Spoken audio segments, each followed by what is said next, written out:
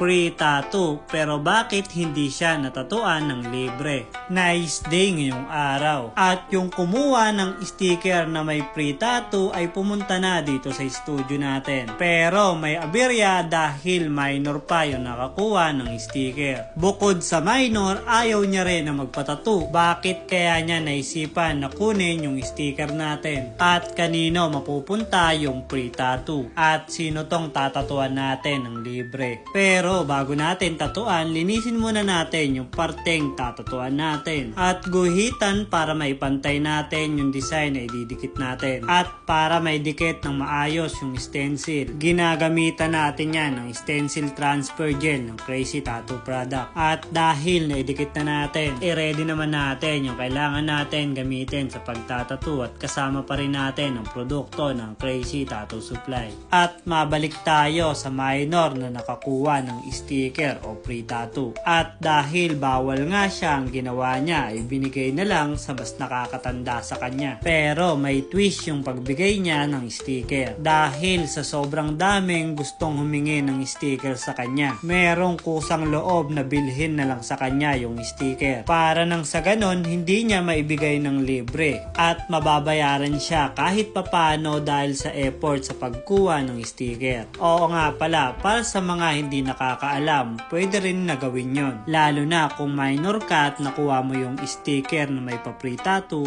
pwede mong ipagbili sa iba, ibenta kung may gustong bumili. Gaya nga rin ng senaryo na nangyari ngayong araw. Kinausap yung minor na bibilin na lang yung sticker. At napagkasunduan naman nilang dalawa na ibenta sa mababang halaga. Pero kung sakaling ikaw makakakuha ng sticker, pwede mong ibenta kung magkano mo gusto. Dahil kung ayaw mo naman ng tattoo o bawal sa'yo, pwede naman din na pagkakitaan mo na lang. Para nang sa ganon, hindi sayang yung effort mo. Pero kung sakaling gusto mo naman ng free tattoo, wag mo nang ibenta. Para nang sa ganon ay madagdagan na yung tattoo mo. Kaya sa mga nagtatanong din na mga minor na pwede ba sila sa free tattoo, kung sakali, pwede nyong kunin yung sticker. At gaya nga rin na nangyari ngayong araw, pwede mo ring ibenta o ibigay kahit kanino. May kakilala, kaibigan, pamilya. Basta may katunayan na ikaw yung nakakuha ng sticker at ibibigay mo na lang o ibibenta mo, walang magiging problema basta't may proof na ikaw yung nakakuha ng sticker. Sino rin ba dyan yung nag-aabang ng pa-free tattoo natin? Kung sakaling ikaw yung maswerteng makakakuha ng sticker at magkakaroon ng free tattoo, magpapatattoo ka ba o ibibigay mo na lang? O kagaya mo yung senaryo ngayong araw na ibinenta na lang yung sticker para sa iba na lang yung free tattoo. At tapos na pala tayo sa ginagawa nating free tattoo. Linisan na natin gamit ang foaming soap ng Crazy Tattoo Product. At eto na nga yung kinalabasan sa ginawa nating free tattoo. Kung sakaling ikaw yung makakuha ng sticker at magkakaroon ng free tattoo, pipiliin mo bang magkatattoo ng ganto o ibibigay mo na lang para sa iba?